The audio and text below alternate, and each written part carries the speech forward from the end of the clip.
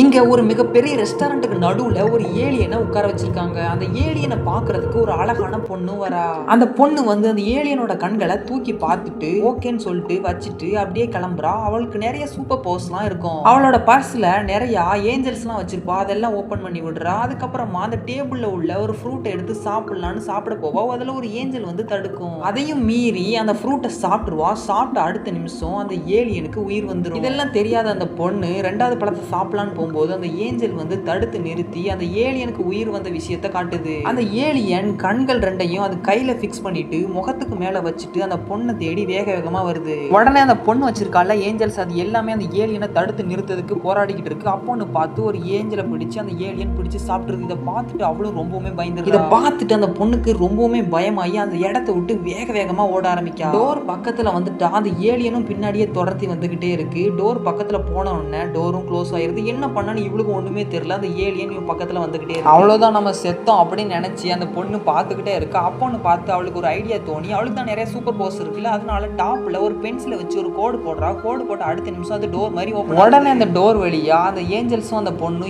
எப்படியோ தப்பிச்சிடுறாங்க.